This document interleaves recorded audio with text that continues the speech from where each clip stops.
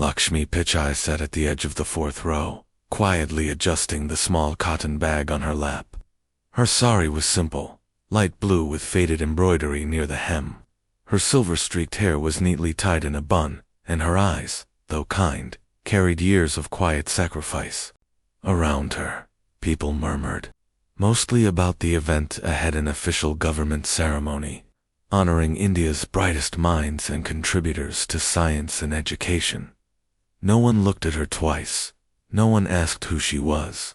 The cameras pointed elsewhere towards the front rows where politicians, CEOs, and influential families were seated. Some were already talking about Sundar Pichai, who had just arrived, his presence creating a wave of admiration and whispers. Tall, confident, respectful, as always. He nodded politely as people took pictures. But Lakshmi simply lowered her gaze, not wanting to attract attention. She was here only because she had received a handwritten letter, signed with the national emblem, inviting her to the capital. She thought it was a mistake. She had never left her village before, had never spoken on a stage, and barely understood how this event worked. Yet something inside her had whispered, go. 5 days earlier, Lakshmi had been sitting under the neem tree outside her home in a small village in Tamil Nadu. Her neighbors knew her as the kind lady who helped children with schoolwork, even though she had never completed college herself. When her husband passed away, she raised her only son with values of hard work and humility. Every morning, she lit a small lamp in the corner of their home and whispered prayers for his future. She had no money, no contacts, but she gave him love and learning. That boy was Sundar, Pichai. But today, Lakshmi was not here as Sundar's mother, at least not officially. No one had called her up to the stage. No one had mentioned her name. The program list had many names: ministers, scholars, philanthropists, but nowhere did it say Lakshmi Pichai. She sat silently, her back straight, her palms folded. She had no expectations, until something happened. The event was already halfway through. The Prime Minister had given his welcome speech, the audience had clapped, and one by one, the honorees were called forward. Sundar was expected next. The host had even begun to say his name when suddenly the Prime Minister raised his hand gently. One moment, he said into the microphone. The room fell silent. No one moved. The cameras shifted nervously. Even the host froze. Modi turned toward the audience, his eyes searching for something or someone. Before we call the next name, he said slowly, I would like to invite a very special guest. She has not been mentioned in the program. She did not ask to be honored, but without her, many of our brightest lights would never have been lit. People turned their heads. Whispers spread like sparks. Lakshmi looked around, confused. Then Modi spoke again. Lakshmi Pichai ji, please come forward. For a moment, everything was still. Lakshmi's eyes widened. She shook her head gently, unsure if she had heard correctly. Someone near her tapped her arm. Another person stood up to give her space. The cameras swung toward her, unsure who she was. Reporters murmured, searching their notes, and then Lakshmi slowly stood. Her hands trembled. She clutched her bag tightly as she stepped into the aisle. The room, once noisy and distracted, now watched her in complete silence. Every step she took felt heavy with memories, nights of hunger, days of walking miles for school supplies, years of waiting by the gate for her son to return home from school. She climbed the steps, unsure of what to do.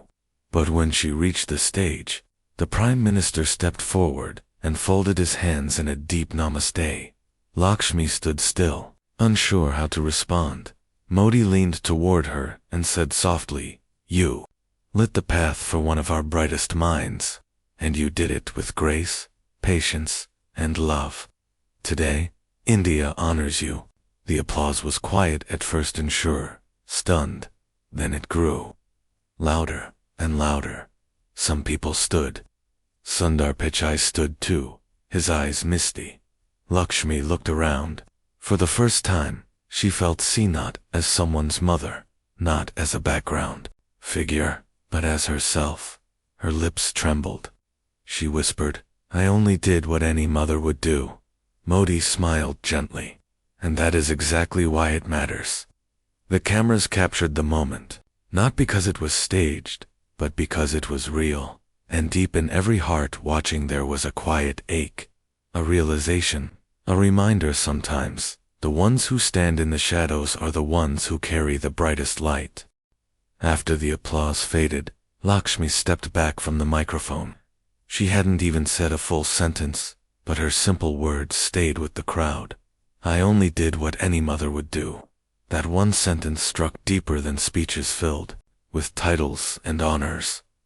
She didn't smile for the cameras. She didn't wave. She just looked for a quiet place to sit again.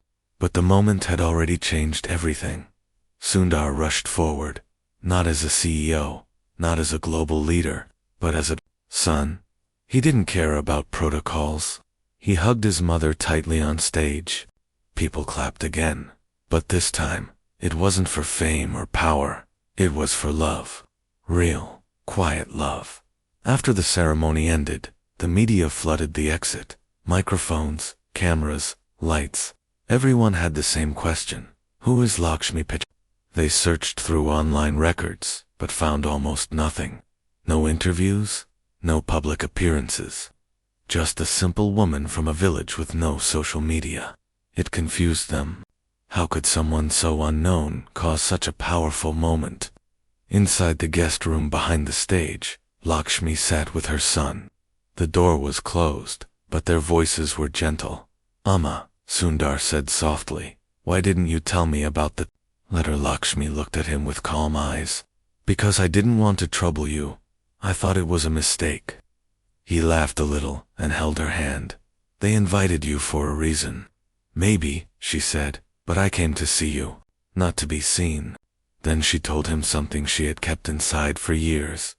"When you left for America," she said, "I stood in the station until the train disappeared. Your father wanted you to stay. He said we couldn't afford it, but I told him, we'll manage." Sundar squeezed her hand. "That night," she continued, "I sold my gold earrings, the only ones I had.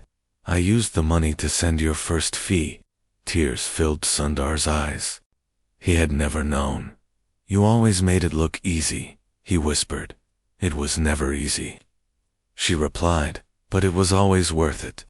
Meanwhile, outside the room, something unexpected was happening. News channels stopped talking about who wore what or which political leader arrived late.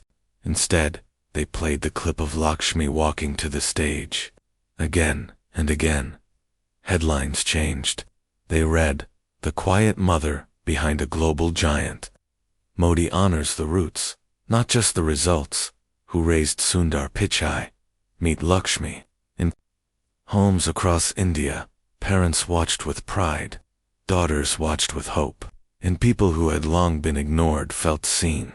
Something shifted in the hearts of those who had once believed their small acts did not matter. Back in her village, the news reached early the next morning. The old schoolmaster sat with his radio, stunned. He had once given young Sundar extra books when the family couldn't afford them. Now the world was talking about Lakshmi. The local tea vendor told every customer, "She used to buy tea here every morning. Same spot, same smile." But not everyone was pleased. Behind polished doors in tall buildings, some voices whispered, "This changes the narrative." One official said Wees didn't plan for her to be in the spotlight. Another added, one senior member of the event committee frowned. This was supposed to be about the official list. Now it's about emotion, and that's why it's powerful. Someone replied quietly, as the sun set over Delhi that evening.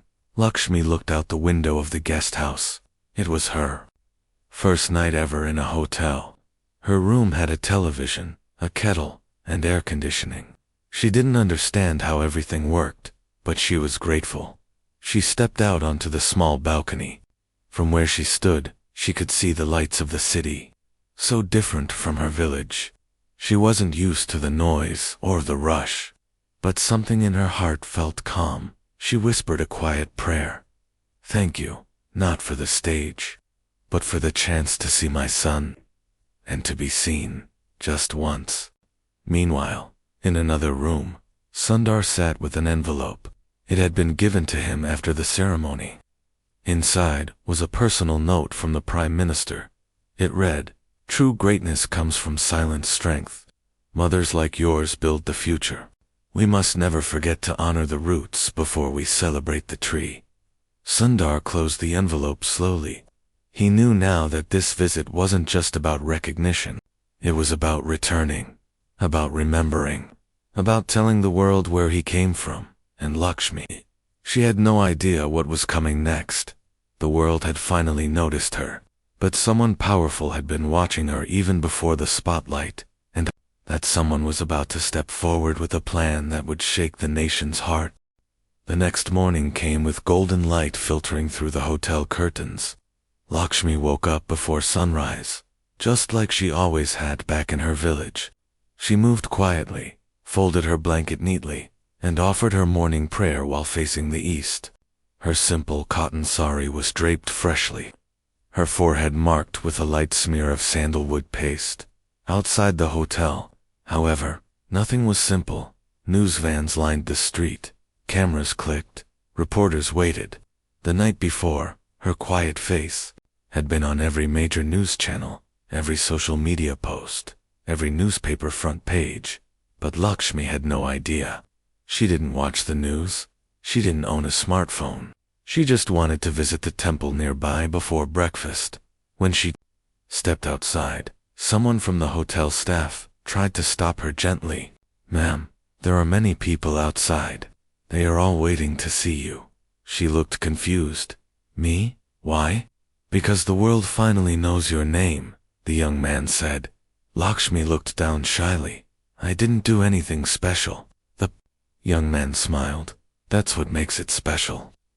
Meanwhile, inside the Prime Minister's office, Narendra Modi sat with a quiet expression, holding a file. His advisors spoke rapidly about political timing, media strategy, and upcoming events. But he raised one hand, asking for silence. "What do we value more?" he asked softly. "Polished speeches or true stories?" The room went quiet. He opened the file. It contained Lakshmi's handwritten letter, the one she had sent months ago, not seeking recognition, but asking for better schools in her village. She had written it in Tamil. It had been translated later. It wasn't emotional. It wasn't dramatic. It was humble. But it carried one sentence that had stayed with him ever since. "If our children can read the stars, they should also be taught where the ground beneath them begins." He closed the file. "Prepare a special session, not with media, not with cameras, just voices that matter. I want to hear her speak." "Sir," one aide asked, "do you mean a policy meeting?" "No," Modi said, "I mean a conversation." Back at the hotel, Sundar finally convinced his mother to stay one more day. She had been planning to leave that morning. She missed her village. The air, the birds, the smell of rice being boiled over firewood. "Amma," he said gently, "they've invited you to speak, not as my mother, but as someone who helped build the future." Lakshmi's eyes widened. "Me? Speak?" He nodded. "Yes. Just be yourself." Later that afternoon, a quiet room was prepared inside the government guest house. It wasn't a press event. There were no cameras, no grand stage. Just a circle of chairs and people who mattered: education leaders, rural development heads, women from self-help groups, teachers, and one man in a simple kurta, Prime Minister Modi. Lakshmi walked in slowly, nervous but steady. She was given a seat beside a retired schoolteacher from Bihar, a librarian from Kerala, and a health worker from Madhya Pradesh. All had one thing in common. They were voices behind progress, not the faces on posters, not the people giving loud speeches, but the roots. Modi entered quietly and greeted each person with folded hands. When he reached Lakshmi, he smiled and said softly, "Today, You are the teacher. We are the students. Lakshmi bowed gently, not used to such words. Then the session began. They didn't speak of money, or parties, or positions. They spoke of water tanks that never got built, of schools that had no roofs, of girls walking 6 kilometers to attend class, of mothers waking up at 4 a.m. to cook before working in fields, of dreams not broken, just delayed. When it was her turn, Lakshmi took a deep breath.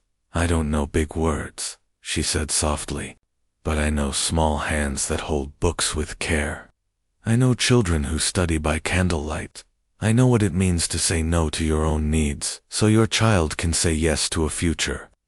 Her voice didn't rise, but every ear leaned closer. I raised my son with one rule, she continued. Never forget who washed your clothes when you couldn't reach the bucket. Never forget the smell of earth after rain, because that is where we come from, and that is where we grow. The room was still. Even the guards at the door stood taller. Modi folded his hands. What you said will not stay in this room. It will echo where decisions are made. Later that evening, when the meeting ended, Lakshmi stepped outside to find the streets still full of people. She covered her head with the edge of her sari and walked quietly. Someone handed her a flower garland. A small girl ran up and touched her feet. Lakshmi bent down, held the girl's hand, and smiled. You don't need to bow to me. Just promise to read every day. The girl nodded. Meanwhile, far away in classrooms, across India, teachers played the video of Lakshmi walking to the stage the day before. Some students didn't understand why she was important, but their teachers explained. She is a reminder, one teacher said, that greatness begins with someone who believes in you when no one else does. But not everyone was pleased.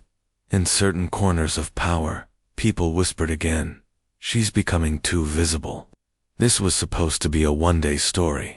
We didn't plan for her to influence policy, but fate had already chosen her. Path Lakshmi didn't want fame, but the truth had its own way of walking into history. And the next day, the nation would wake up to something even more powerful than applause. The next morning, a soft mist rolled through Lakshmi Pichai's village. Early rays of sun touched the red-tiled rooftops. The old school bell hung silent, and shopkeepers arranged teacups with sleepy hands. But something was different. The village was quiet, but not because it was asleep. It was because everyone was gathered in one place. Outside the panchayat hall, a large screen had been set up. Chairs were placed, and children sat cross-legged on the ground. Someone had brought speakers. Someone else had brought flowers. They were not waiting for a movie. They were waiting for Lakshmi. She wasn't there in person, but she was going to speak again, this time on a national radio address. Not a political message. Not a celebrity spotlight. Just a few words from a woman who had once taught alphabet letters on the mud walls of her home. A quiet man from All India Radio had come to record her in Delhi. He had said, "Speak like you would to your neighbors. People want to hear your heart." So she had, and that morning, her voice flowed through radios, phones, and loudspeakers from cities to the smallest villages. "Namaste," she said gently. "This is Lakshmi Pichai, speaking not as someone special, but as someone who believes every child deserves a chance." People stopped what they were doing. Rickshaw drivers turned up their radios. Teachers paused their lessons. Mothers leaned closer to transistor sets while kneading dough. "When my son was young," Lakshmi said, "he would ask me about stars. I didn't know the names, but I told him, if you want to reach them, never forget your feet are on the ground." Her voice trembled a little. "I am proud of what he has become, but I am more proud that he still bows his head when he enters. A home success is not how high you go. It is how gentle you remain." At that moment, in classrooms, children looked at their mothers differently. In homes, parents wiped their eyes, and somewhere, quietly listening alone, was a girl in a torn school uniform who smiled and whispered, "Someday, maybe me too." The message ended with silence, not applause, not cheering, just silence. The kind that comes when something honest sinks into the soul. Back in Delhi, Lakshmi sat quietly in the studio, not sure how people would react. But the ripple had already started. In Tamil Nadu, a group of young engineers announced they would fund a new library in Lakshmi's village. In Gujarat, a retired teacher wrote a letter thanking her for speaking about silent sacrifices. In Uttar Pradesh, a women's self-help group decided to name their literacy center after her. And in schools across India, something rare happened. Students wrote essays not about kings or freedom fighters, but about a woman in a blue sari who had no degrees but carried dignity like a crown. Even the Prime Minister's office was overwhelmed. Messages poured in, requests to meet her, offers to turn her story into books, TV interviews, endorsements. But Lakshmi said no. She did not want to sell her silence. She did not want to become a brand. Instead, she made a request. "If you truly want to honor me," she said, "build a school where children don't sit on cold floors." The Prime Minister agreed. Within a week, plans were drafted. Construction began, but this time, the plaque wouldn't carry the name of a politician or a donor. It would read, "This school stands because one mother believed in learning more than luxury." While all this happened, Sundar stayed close to his mother. They walked in gardens. They visited old bookstores. One day he bought her a notebook and said, "Oma, write your thoughts. Your story may help someone one day." She smiled and said, "I never learned how to write full pages." He replied, "You wrote me." But in the shadows, doubt still lingered. Some officials felt threatened. "She's setting a dangerous example," one said. "Others will start expecting real change." Another added, "What if people stop listening to us and start listening to people like her?" But the truth was already out, and truth doesn't wait for permission to be heard. One day, as Lakshmi was preparing to return home, a knock came on her door. It was a young girl holding a bouquet of hand-drawn flowers. She was from a government school nearby. "I just wanted to say thank you," the girl said. "You reminded me that my mother's hard work is not invisible." Lakshmi knelt down and hugged her. "Your mother is a hero," she whispered. "Never forget that." The girl asked, "Will you come to our school someday?" Lakshmi thought for a moment, then nodded. Yes, not to speak, just to listen, because that was her way. She didn't want a stage. She wanted a seat beside those who had never been given one. And though her journey had already inspired millions, what came next would shake the foundations of how leaders viewed power and who truly deserved to shape the future. The train station buzzed with soft murmurs as Lakshmi Pichai prepared to return home. She stood by the platform with her small cloth bag, her ticket folded neatly in her hand. The city lights behind her glowed bright, but she longed for the slow rhythm of her village, the rustle of leaves, the smell of wood fire, the sound of distant temple bells. Beside her stood Sundar, dressed in a simple shirt, no security, no formality, just a son walking with his mother. He looked around and noticed something unusual. People weren't rushing past them. They were stopping, quietly, respectfully. A woman in a uniform touched Lakshmi's feet. A group of schoolchildren waved from across the tracks. A vendor offered her chai without asking for money. No one shouted. No one asked for selfies. It was as if they all knew this woman had earned something far greater than attention. She had earned reverence. As the train rolled in, Sundar hugged her tight. "I'll visit soon," he said. Lakshmi smiled. "No hurry. I know you're doing good things." He paused. "Amma, I'm thinking of stepping down from one of my roles." She looked at him with soft eyes. "Why?" "Because I want to focus more on the future education, values, things that last." Lakshmi held his hand. "Do it only if your heart says yes, not to follow the crowd." He nodded. As the train pulled away, Lakshmi looked out the window. She saw a woman holding a child, a man selling boiled peanuts, and a group of girls carrying school bags. She smiled. Her heart was full. But destiny was not done with her yet. Back in Delhi, something unusual was happening behind closed doors. A quiet meeting was called in the education ministry. Senior leaders sat around a table. A motion had been brought forward, one inspired by Lakshmi's words. 2. Invite grassroots educators and mothers to join the National Advisory Board. Some scoffed. They're not experts, one official said.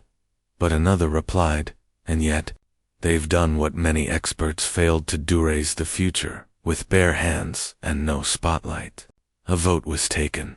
It passed, and Lakshmi Pichai's name was on the list. When the letter arrived at her home 2 days later, she opened it slowly. She read it once, then twice. It asked her to serve as an honorary advisor for village education programs. It didn't come with salary or fame, just a seat at the table, a voice in the room. She didn't say yes immediately. Instead, she called the headmaster of the local school and asked, "If I sit in that room, what should I say?" He answered, "Tell them our children don't need perfect classrooms. They need teachers who see them, and mothers who believe in them." So Lakshmi agreed. She traveled again, not with security, not with banners, just with her old notebook and her memories. And when she sat in that meeting weeks later, she didn't speak in English. She spoke in her own language, with pauses, with simplicity. But every word hit the heart. "We can build big schools," she said, "but if a child goes home hungry, their mind will wander. Feed their stomach, feed their dreams." Ministers nodded. Some wiped their eyes, but not all were moved. In another office, a message buzzed across a private line.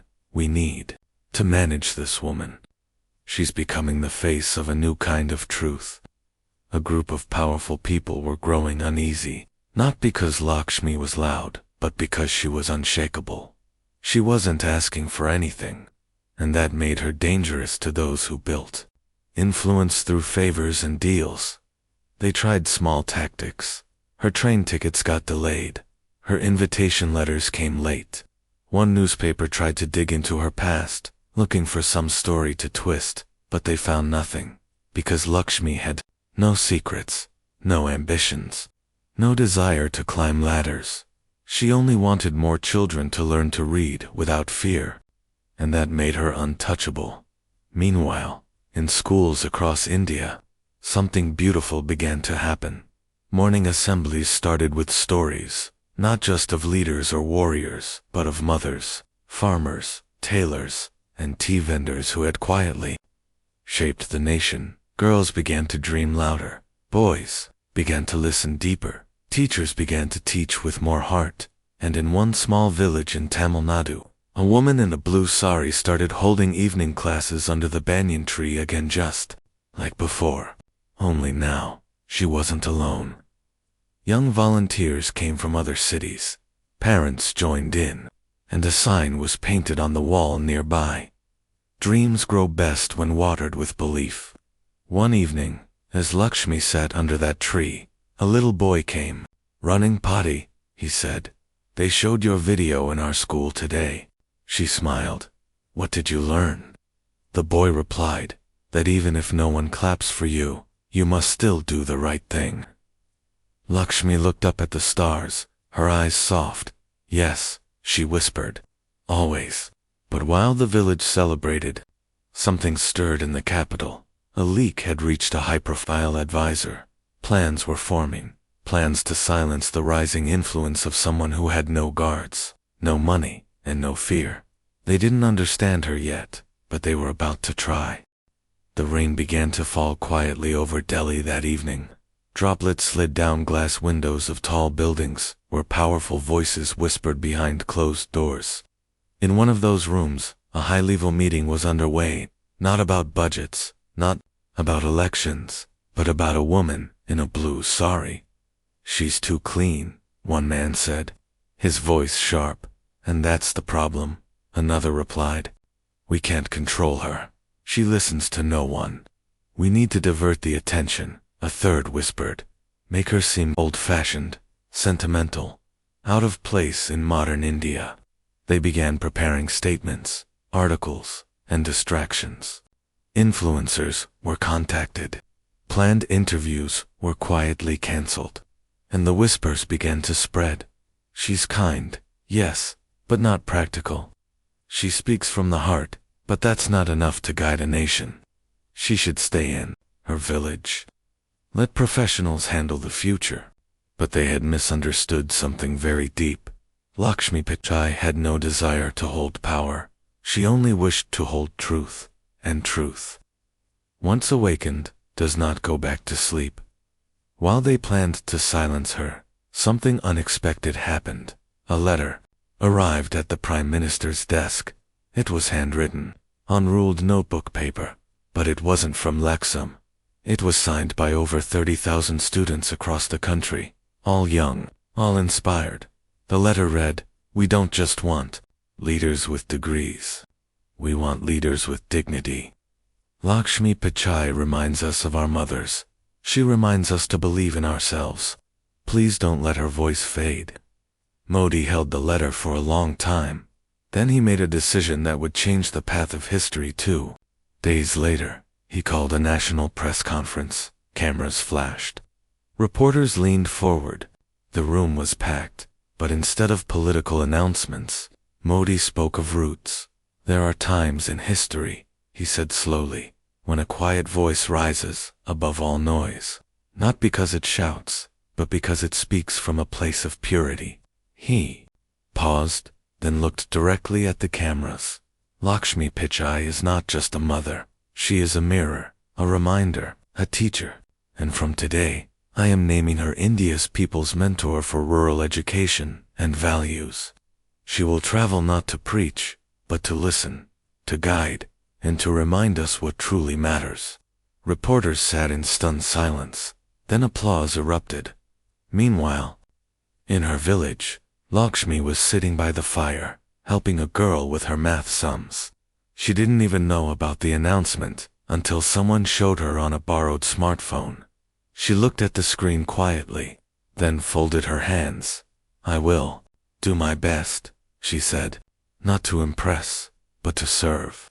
Her phone began ringing. Calls from every corner of India, schools inviting her, students thanking her, mothers crying with joy, even messages from abroad from nurses, farmers, writers, and workers who felt seen for the first time in years. But Lakshmi remained unchanged. No bigger house, no fancy clothes. She still washed her own dishes, still folded her clothes carefully, still gave the last piece of roti to the neighbor's child before taking one herself. When asked why, she said, "I don't need more. I just want others to have enough." And so, the journey began. Lakshmi traveled from state to state. She visited tribal villages, slum schools, border towns, and mountain hamlets. She carried no speech, just a notebook and a question. What do you need to learn better? And people answered her not with numbers or theories, but with real stories. A roof that doesn't leak, a toilet for girls, a teacher who doesn't give up. She listened, she noted, she carried their words back to Delhi, and slowly, silently, change began to flow, not because of budgets, but because of belief, not from the top, but from the roots. Some in power still resisted. They tried once more to ignore her, to delay her programs, to cancel her meetings. But something had shifted. She didn't stand alone anymore. Millions stood with her, because Lakshmi had become more than a woman. She had become a symbol, a mother to the movement of dignity, a reminder that greatness is not loud, it is steady, not sharp, it is kind, and not built on ambition, but on sacrifice. One morning, as the sun rose over a new school built in her name, a group of children gathered outside. They were holding books, chalk, and tiny lamps made of clay. A teacher asked, "What are you celebrating?" A girl stood up and said with pride, "We are lighting these for the woman who lit our path." The teacher smiled, and far away, Under the same sky, Lakshmi Pichai sat by her window, watering a small tulsi plant. When asked what kept her going, she replied, "I didn't want a statue. I wanted a school, and now I want to see that school build a soul." And that, truly, was her legacy. A year had passed since Lakshmi Pichai stepped onto that stage in Delhi. A moment that was never planned had changed, not just her life, but the soul of a country. Schools had begun to change, not all at once, but in small, powerful ways. Mud walls were painted with words of encouragement. Classrooms once filled with silence now echoed with laughter, questions, and dreams. But more than buildings, hearts had changed. Mothers who once believed their voices didn't matter began attending school meetings. Fathers began listening when their daughters said, "I want to study." Young girls began writing essays with pride, not about distant queens or warriors they couldn't relate to, but about women like Lakshmi, women who quietly stitched the fabric of a strong nation with their own hands. Meanwhile, Lakshmi continued her travels. She wore the same type of sari, carried the same notebook, never once asked for special treatment. In each place she visited, she asked only two things: how are the children, and how are the mothers? Somewhere along the journey, people began calling her Uma of the nation. At first, she resisted the name. "I am just one mother," she would say. But slowly, she understood. It wasn't a title of power. It was a title of love, and love, she believed, was the strongest force of all. Then, one day, she received a call. It came directly from the Prime Minister's personal office. A special event was being planned at Rashtrapati Bhavan, the president's residence. Only a few people had been invited: scientists, students, teachers, and Lakshmi. The event was not for awards or speeches. It was for something even more rare: the drafting of a national pledge for values-based education. Lakshmi arrived wearing a light cream sari with a soft border. She carried no assistant, no file, no written notes. The hall was grand. Chandeliers hung from the ceiling. Polished floors reflected the lights.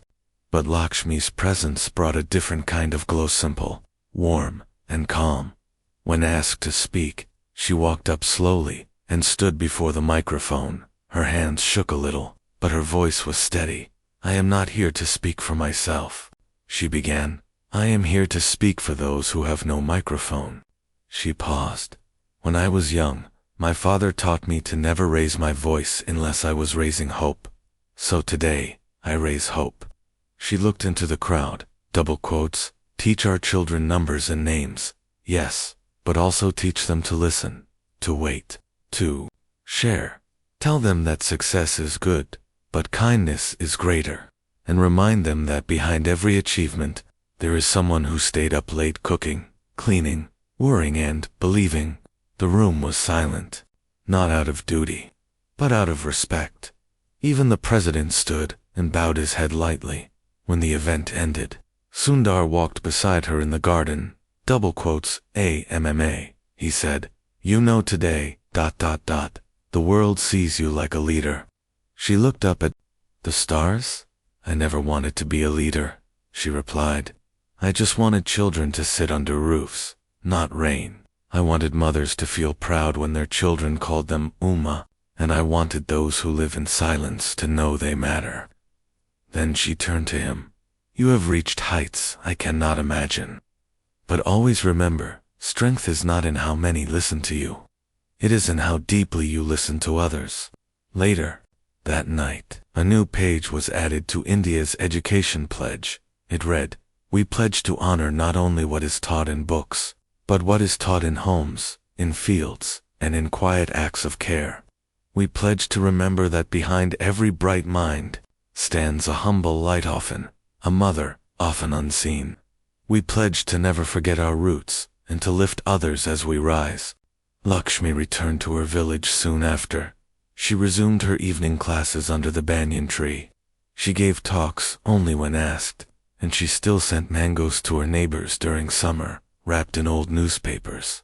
On her 73rd birthday, the children of her village surprised her. They sang a song they had written. Its chorus said, "She gave the world a star, but never asked for shine. She taught with her silence, and now her light is mine." Lakshmi smiled, holding their hands. No awards were needed, no statues, no fame, just the sound of children reading by lantern light. Just the peace of knowing. Her voice, once quiet, had become the whisper behind a national change. And somewhere far away, a girl in a small town picked up her pencil, looked at her mother, and said with pride, "If she could do it, so can I." And that was the real beginning.